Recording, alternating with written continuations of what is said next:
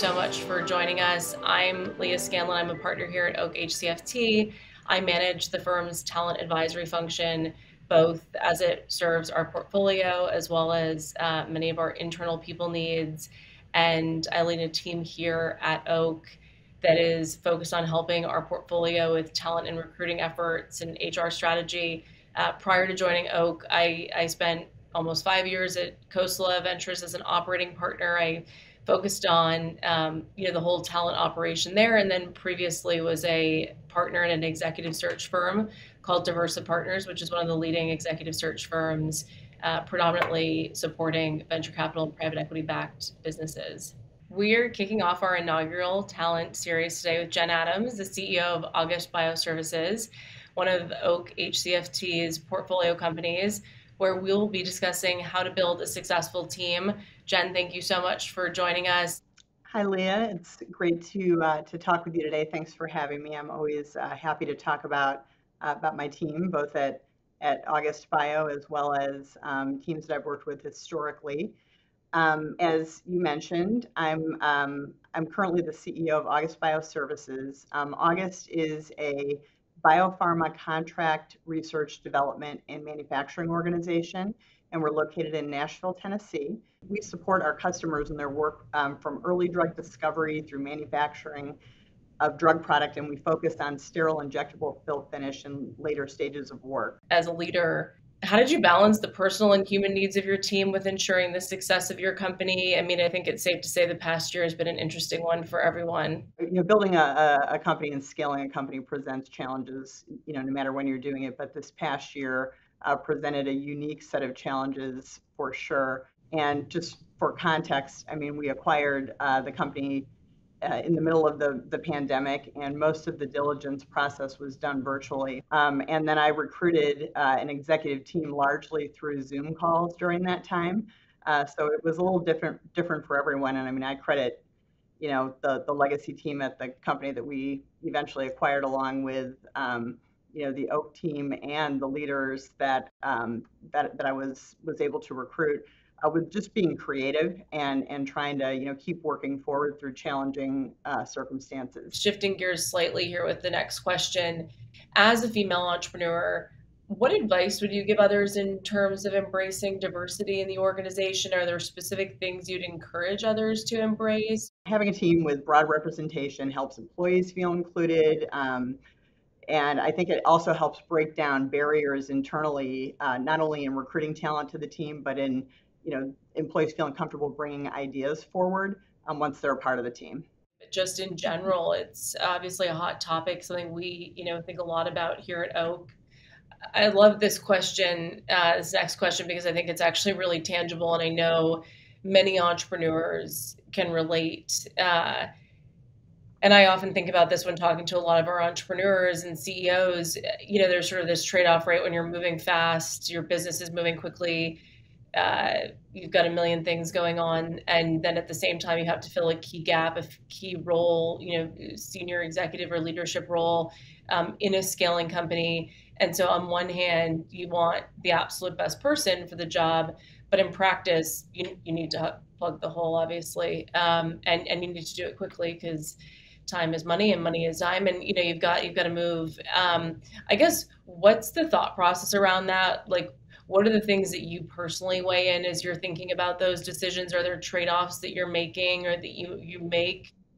I sort of loosely subscribe to kind of an 80-20 rule. So we develop, qualifications and a job description for the roles that we're opening, and those qualifications become our wish list of, who is the perfect candidate. If we could check all the boxes, then we would have, a perfect candidate for the roles.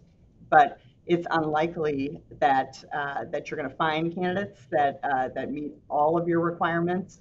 So we're trying to go a step further and really understand what are the 80% must-haves. What are the things that really are required for a candidate to be successful in the role.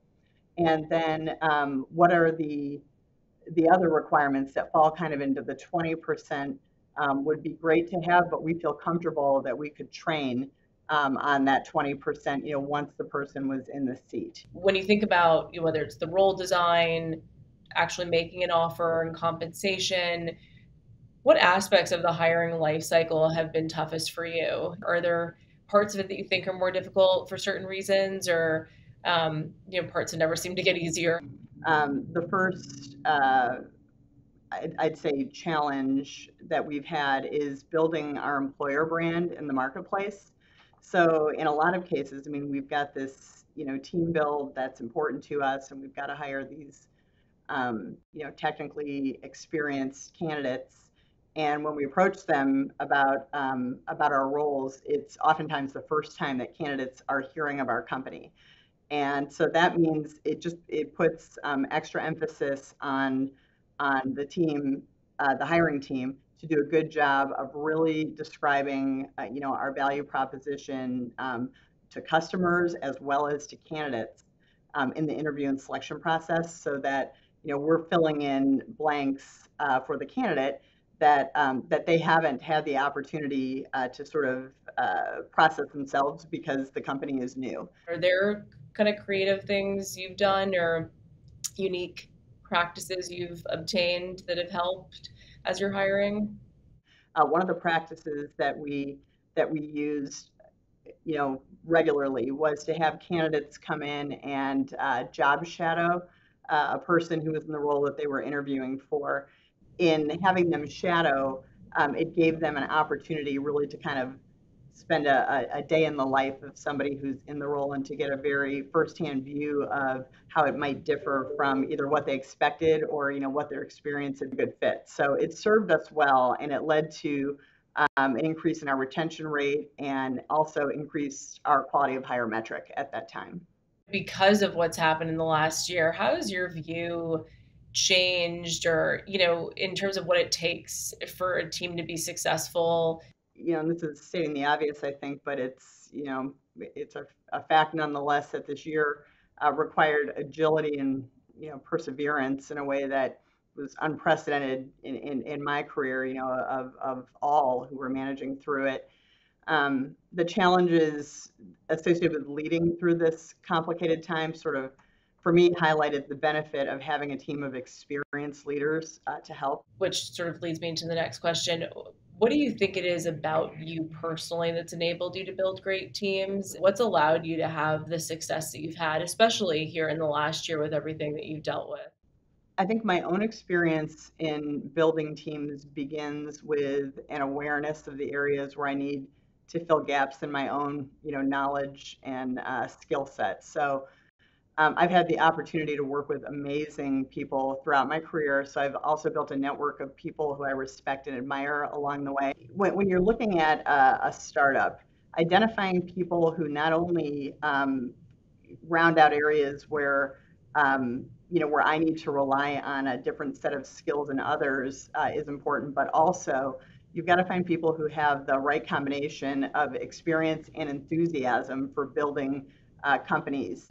What do you think it is, or I guess, how do you weed through the enthusiasm component of it in terms of, you know, is this person really ready to, like, do they truly have the enthusiasm necessary to do something that's going to require this much from them? Or especially when it's someone who's also seen scale or has come out of larger organizations, or I find that's one of the hardest things for companies, hiring managers, CEOs, for people in my position to vet for. It's kind of, sometimes there's a gut feel, sometimes, and that's sort of enough, but sometimes it's like other triggers maybe that you see or look for, where you kind of feel like, yeah, this person just gets it. They want this so badly, or they you can see, I mean, there's passion there that just makes you believe that they can do it.